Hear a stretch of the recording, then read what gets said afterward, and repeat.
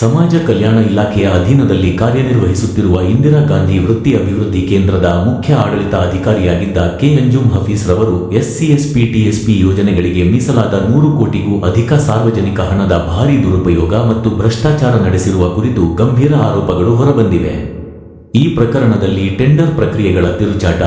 ಶೇಕಡ 40% commission rocket, ನಕಲಿ ಕಾರ್ಯಕ್ರಮಗಳು, ಅಕ್ರಮ ಹಣ ವರ್ಗಾವಣೆ ಮತ್ತು ಅಧಿಕಾರ ದುರುಪಯೋಗದ ಮೂಲಕ ದಲಿತ ಮತ್ತು ಆದಿವಾಸಿ ವಿದ್ಯಾರ್ಥಿಗಳ ಕಲ್ಯಾಣಕ್ಕಾಗಿ ಮೀಸಲಾದ ನಿಧಿಗಳನ್ನು ದೋಚಲಾಗಿದೆ ಎಂಬ ಮಾಹಿತಿ ದೊರೆತಿದೆ.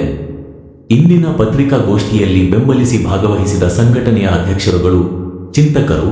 ದಲಿತ ಚಳುವಳಿಯ ಹಿರಿಯ ಹೋರಾಟಗಾರರಾದ SSD ಹಾಗೂ RPIನ ರಾಷ್ಟ್ರೀಯ ಅಧ್ಯಕ್ಷರಾದ ಡಾಕ್ಟರ್ ಎಂ ವೆಂಕಟಸ್ವಾಮಿಯವರು ಹಾಗೂ ರಾಜ್ಯಾಧ್ಯಕ್ಷರಾದ ಸತೀಶ್ ರವರು,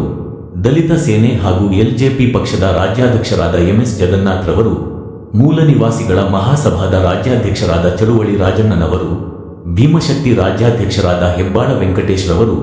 ದಲಿತ ಸಂಘರ್ಷ ಸಮಿತಿ ರಾಜ್ಯಾಧ್ಯಕ್ಷರಾದ ಲಯನ್ ಬಾಲಕೃಷ್ಣರವರು, KST ರಾಜ್ಯಾಧ್ಯಕ್ಷರು ತ್ಯಾಗರಾಜುರವರು,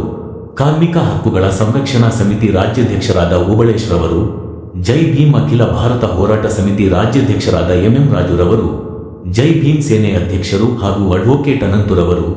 ಬಹುಜನ ಭಾಗ್ಯ ವಿಧಾತ ವೇದಿಕೆ ರಾಜ್ಯಾಧ್ಯಕ್ಷರಾದ ಚೇತನ ಕುಮಾರ್ ರವರು, ಭಾರತೀಯ ಭೀಮ ಸೇನೆ ರಾಜ್ಯಾಧ್ಯಕ್ಷರಾದ ಬ್ಯಾಟರಾಜುರವರು, ಅಖಿಲ ಕರ್ನಾಟಕ ದಲಿತ ರಕ್ಷಣಾ ಸಮಿತಿ ರಾಜ್ಯಾಧ್ಯಕ್ಷರು ಮಿಲಿಟರಿ ಶಂಕರ್ ರವರು,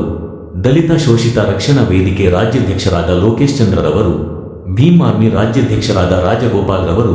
ಕರ್ನಾಟಕ ರಾಜ್ಯ ಗಣಿ ಬಾಧಿತ ಹೋರಾಟ ಸಮಿತಿ ರಾಜ್ಯಾಧ್ಯಕ್ಷರಾದ ರಮೇಶ್ ಬಿ ದುರ್ಗಾರವರು, ಸತ್ಯಯುಗ ಸಮಿತಿ ರಾಜ್ಯಾಧ್ಯಕ್ಷರಾದ ಭಾನುಪ್ರಕಾಶ್ ರವರು, ಪ್ರಜಾ ಸೇವಾ ಸಂಘ ರಾಜ್ಯಾಧ್ಯಕ್ಷರಾದ ಕಾವರನಹಳ್ಳಿ ಬೆಟ್ಟಪ್ಪನವರು ಎಲ್ಲರೂ ಇಂದಿನ ಪ್ರೆಸ್ ಮೀಟ್ನಲ್ಲಿ ಭಾಗವಹಿಸಿದ್ದರು. ಈ ಗಂಭೀರ ಅಕ್ರಮಗಳ ಬಗ್ಗೆ ಸ್ಫೋಟಕ ದಾಖಲೆಗಳು ಮತ್ತು ಸಾಕ್ಷ್ಯಾಧಾರಗಳನ್ನು ಸಾರ್ವಜನಿಕರ ಮುಂದೆ ಬಹಿರಂಗಪಡಿಸುವ ಉದ್ದೇಶದಿಂದ ಪತ್ರಿಕಾಗೋಷ್ಠಿಯನ್ನು ಆಯೋಜಿಸಲಾಗಿದ್ದು,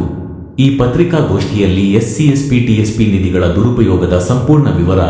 ಟೆಂಡರ್ ಪ್ರಕ್ರಿಯೆಯಲ್ಲಿ ನಡೆದಿರುವ ಅಕ್ರಮಗಳ ಮಾಹಿತಿ, ಸಂಬಂಧಿತ ಅಧಿಕಾರಿಗಳು ಮತ್ತು ಮಧ್ಯವರ್ತಿಗಳ ಪಾತ್ರದ ಹಾಗೂ ಸರ್ಕಾರದಿಂದ ತಕ್ಷಣದ ತನಿಖೆ ಹಾಗೂ ಕಾನೂನು ಕ್ರಮ ಕೈಗೊಳ್ಳಬೇಕೆಂಬ ಬೇಡಿಕೆ ಇತ್ಯಾದಿ ವಿಷಯಗಳನ್ನು ಮಾಧ್ಯಮಗಳ ಮುಂದೆ ಮಂಡಿಸಲಾಯಿತು. ಸಮಾಜದ ಅತ್ಯಂತ ಹಿಂದುಳಿದ ಸಮುದಾಯಗಳ ವಿದ್ಯಾರ್ಥಿಗಳ ಶಿಕ್ಷಣ ಮತ್ತು ಅಭಿವೃದ್ಧಿಗಾಗಿ ಮೀಸಲಾದ ಈ ನಿಧಿಗಳನ್ನು ದುರುಪಯೋಗ ಮಾಡಿರುವುದು ಸಾಮಾಜಿಕ ನ್ಯಾಯ ಮತ್ತು ಸಂವಿಧಾನಾತ್ಮಕ ಮೌಲ್ಯಗಳ ಮೇಲೆ ನಡೆದಿರುವ ಗಂಭೀರ ದ್ರೋಹವಾಗಿದೆ. ಆದ್ದರಿಂದ ಈ ಪ್ರಕರಣದಲ್ಲಿ ಸ್ವತಂತ್ರ ನ್ಯಾಯಾಂಗ ತನಿಖೆ ನಡೆಸಿ ತಪ್ಪಿತಸ್ಥರ ವಿರುದ್ಧ ಕಠಿಣ ಕಾನೂನು ಕ್ರಮ ಕೈಗೊಳ್ಳಬೇಕು ಎಂದು ಆಗ್ರಹಿಸಲಾಗುತ್ತದೆ ಎಂದು ಭೀಮಪುತ್ರಿ ಬ್ರಿಗೇಡ್ನ ಸಂಸ್ಥಾಪಕ ಅಧ್ಯಕ್ಷರಾದ ಭೀಮಪುತ್ರಿ ರೇವತಿರಾಜ್ ಹಾಗೂ ದಲಿತ ಮುಖಂಡರುಗಳು ಆಗ್ರಹಿಸಿದ್ದಾರೆ.